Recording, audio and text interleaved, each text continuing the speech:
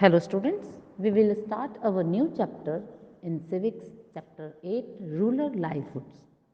Students, we know life in the rural areas is very different from that in the cities. The primary occupation of the people here is agriculture and related works. Their skills and needs are different. They live in small clusters of houses which are mostly single or double story.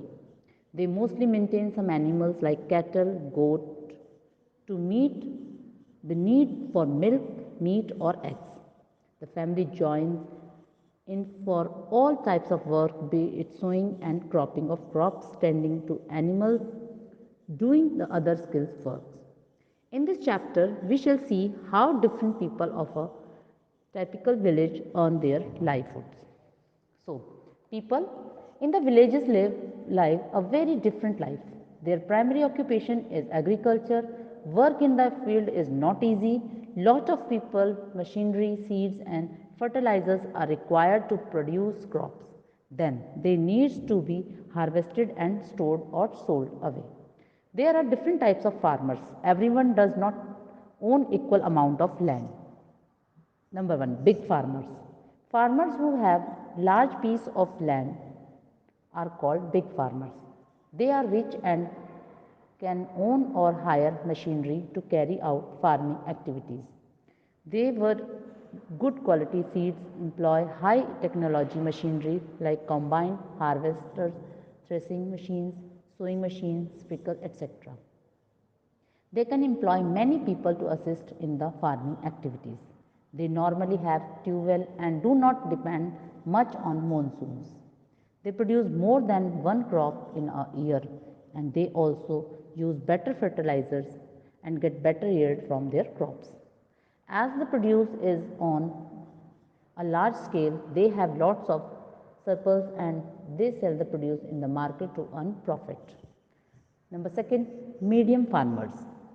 The farmers who own between 2 or 10 acres of land are categorized as medium farmers.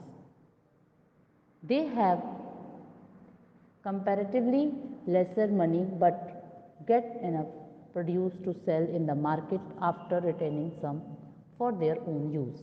They normally do not own much of farm machinery but hire them when needed. Generally, they lead a comfortable life and can manage their work without taking much loan. Small farmers. The farmers who own less than 2 acres of land are called small farmers. They do not have much resources and have to depend more on manual and old method of agriculture.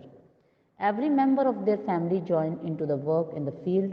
Their land is so small that the crop that they get is not enough to sustain them for the rest of the year. Their profit from agriculture is small and many times they have to take loan to survive. They may not have their own tube wells and may be forced to depend on the monsoon. Landless farmers. The farmers laborers who do not have land of their own but work for the other landowner are called landless farmers. They get paid of the numbers of days they work. Normally, the big and medium farmers hire them during the sowing and cropping season. They get paid very little, sometimes with grains and other crops output instead of money. Their employment in several and therefore they remain poor as for a long part of the year. They do not have any employment. Many of these farmers have started looking for other work as construction, labor, etc.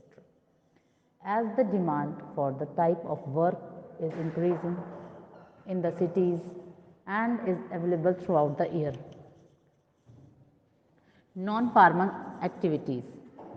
There are many activities other than agriculture which happen in rural areas. Let us see a few of them in great details.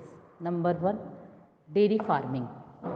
Dairy or milk production has been a prominent occupation in the rural sectors. People maintain livestock and there are cooperatives which collect milk and then send it to the processing plants for supply to towns and cities. People have started to have better variety of cow and buffaloes which give lot of milk. Pottery farming. Pottery farming is another profitable venture which does not need much investment to grow at a fast pace and is quite profitable. It does not require expensive machinery or technology to establish and maintain a pottery farm. The produce of eggs and falls are sold in the nearby towns. Fisheries. Like pottery, another non-farming activity is maintaining a small fishery. People create a set of pond to breed fish and then sell the fish in the market for profit. Handicraft and small scale industry.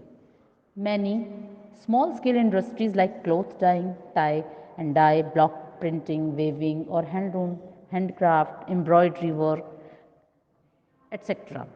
Women and sometimes even children help in these industries. They work from home and sell the produce to trades or cooperative. Business and trade. The small scale traders sell items of daily needs to people of the village. The major items sold here are clothes, shoes, groceries, toys and even electronic goods for home use. They bring items from urban centers and sell them here in the villages. Since television and internet advertisements are bringing in awareness to the people, the demand for these new products by the local villages has also gone up and thus the traders have to flourishing business. Service. The villages or rural areas have a very weak service sectors. Whatever services are there usually have their offices at either the district or the best in a few blocks of the tehsil.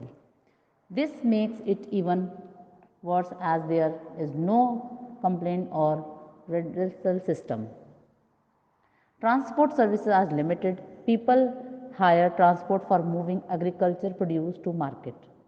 There is no public transport for local use and other things. Migratory trends. The people from the villages have started migrating to town for higher education and also in search of work. Similarly, people from some poorer states also migrate to other rural areas of the country in search of work. Overall development. In this chapter, you learn about the various way of life in the rural areas. Things are changing rapidly in modern times. The ability of electricity and mass media like internet, television, radio and newspaper have made the people more aware. The improvement is communication facilities such as mobile phone have made life such easier. People do not have to travel long distance for everything. They can communicate with others easily. Accordingly, the shops and ability of the mobile phone, electronic goods for houses like television, refrigerator, washing machine, etc. The government has initiated many development projects and schemes in rural areas to generate employment. There are many cases where migrant laborers have started to go back from urban areas to rural areas as they have started finding jobs and steady income much closer to their home. The government has also instigated many new schemes to help landless farmers. Development will surely bring about improvement in the lifestyle in the rural areas. Thank you, students.